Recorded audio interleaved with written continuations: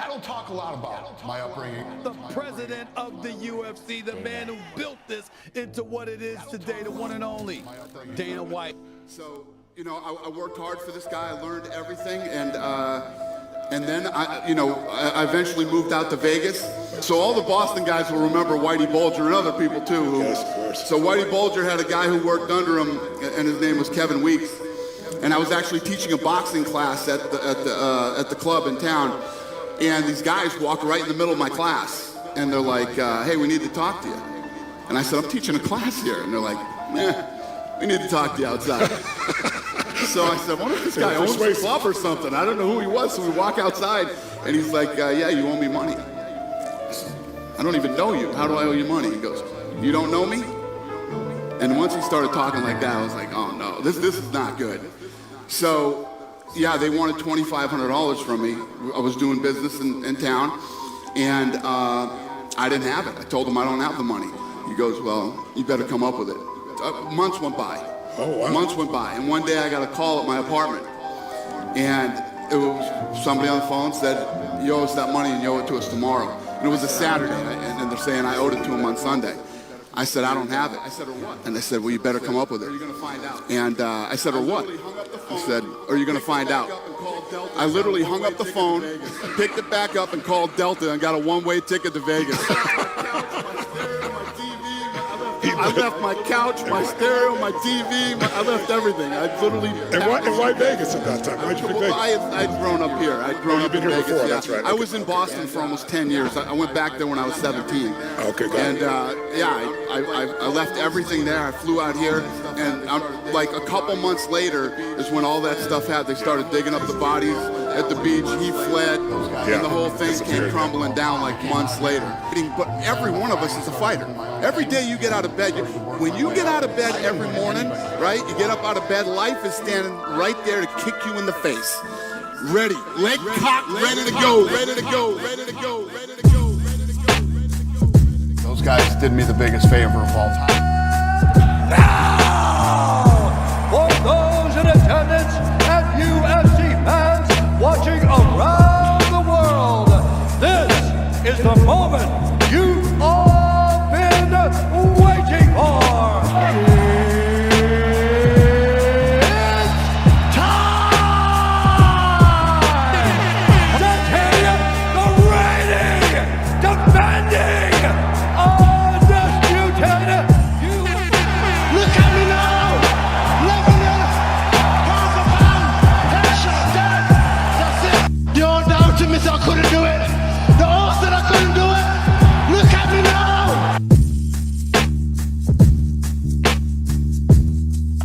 I wanna give this belt. Him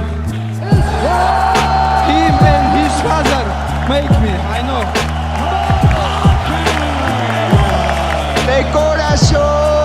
You wanna talk to me like the man to man? You said something about me. I went to your country. I slapped your face. I walked like a king in your streets. What you did? Now you.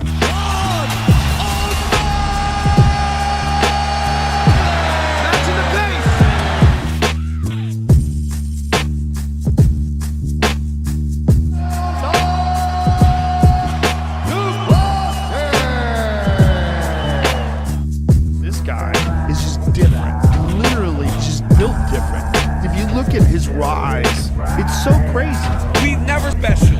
This guy has this champion aura about him. There's human beings that have different temperament, and different minds, and different mentality, and a ruthless competitive drive that's almost terrifying. There's a thing inside some people that is a driving force that allows them to overcome the greatest around them.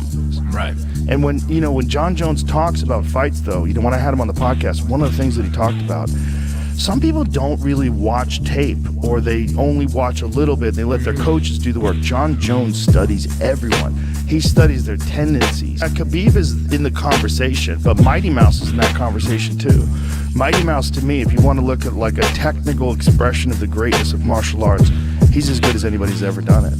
when Mighty Mouse was the flyweight champion. And the only problem is he was not dealing with guys that are of the caliber of the guys that John Jones was facing. John Jones was facing Gustafsson, Glover Teixeira, he was facing Daniel Cormier, he was facing the elite of the elite, and he never up and lost, and he wasn't even training. Right. That's how good John Jones is.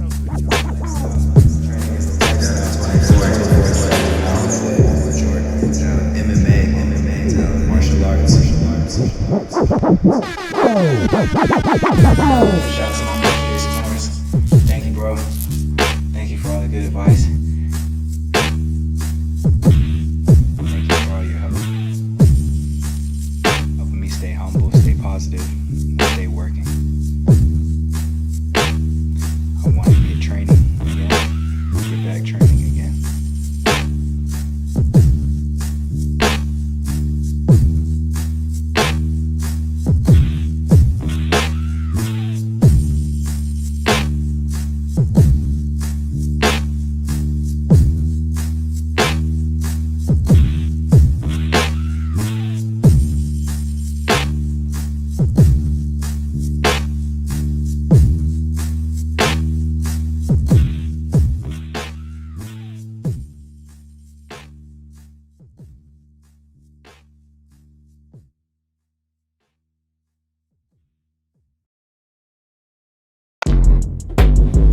Take 3. Go ahead, Mr. Joester. You're watching TV. You're watching TV.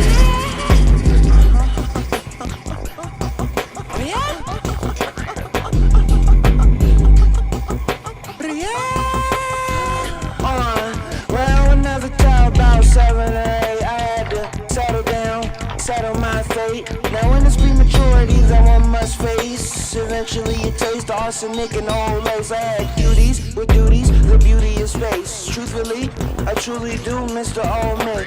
Now, given the choice, I wouldn't live as the boy. I sometimes hear his voice trying to get me destroyed. Now I'm with it, committed, the nigga's been boiled.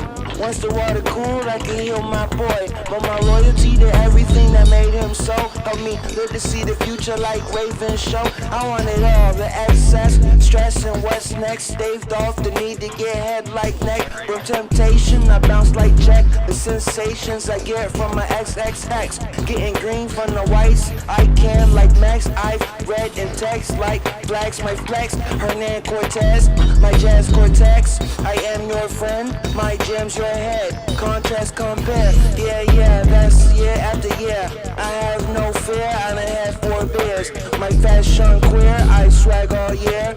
My mommy don't know how I do this here. I'm like yada yada daze, lottie dottie. I'm in the lobby with my shawty. Let us up, LaFontaine, Blue. I do everything that we want, please. All that's accountable.